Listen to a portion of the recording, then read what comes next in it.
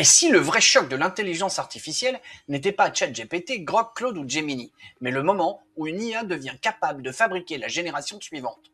Jack Clark, cofondateur d'Anthropic, vient de poser une bombe. Selon lui, il y a plus de 60% de chances qu'avant fin 2028, une IA puisse entraîner son propre successeur. Pas juste écrire du code, pas juste aider un ingénieur, non, participer à la création de la prochaine IA. Le nom technique, c'est l'amélioration récursive, et ça va faire marrer les programmeurs de la bande. En clair, une IA devient assez compétente pour analyser ses propres limites, lancer des expériences, tester des idées, corriger des erreurs, puis aider à entraîner une version meilleure d'elle-même.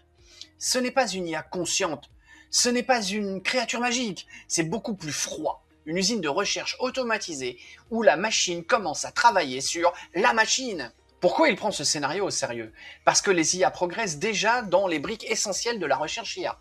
Écrire du code, tester, corriger, gérer des tâches longues, coordonner plusieurs agents et automatiser une partie du travail technique. Aujourd'hui, elles ne remplacent pas entièrement les chercheurs, mais elles commencent à accélérer leur travail. Et si cette accélération touche la recherche IA elle-même, alors la boucle devient explosive. Meilleure IA, meilleure recherche. Meilleure IA, encore meilleure recherche. Le plus important, ce n'est même pas la phrase de Jack Clark. Le plus important, c'est qu'Anthropic met ce sujet dans un document officiel de son institut. L'entreprise parle de signaux précoces. L'IA accélère déjà le développement de l'IA. Elle veut publier plus d'informations là-dessus et même réfléchir à des exercices de crise en cas d'explosion d'intelligence. Quand un labo prépare des exercices de crise, ce n'est pas pour un sujet qu'il pense totalement imaginaire. Le scénario a deux faces. Côté lumineux, une IA capable d'accélérer la science pour aider en médecine, en biologie, en robotique, en cybersécurité, dans des domaines où l'humanité avance trop lentement.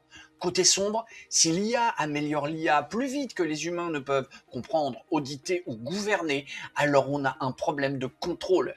Qui valide les choix? Qui arrête la boucle? Qui sait vraiment ce que la nouvelle génération a appris? Attention, ce n'est pas encore arrivé. Jack Clark donne une probabilité, pas une preuve. Et même si les IA deviennent meilleurs en recherche, il reste des limites énormes. Les puces, l'énergie, les centres de données, les coûts, les validations humaines, les erreurs de benchmark.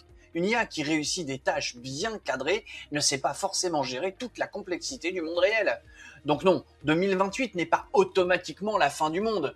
Mais c'est une date à surveiller de près. Cyberdine est peut-être déjà dans les parages, pour ceux qui ont la ref. Le buzz, ce n'est pas l'IA devient vivante.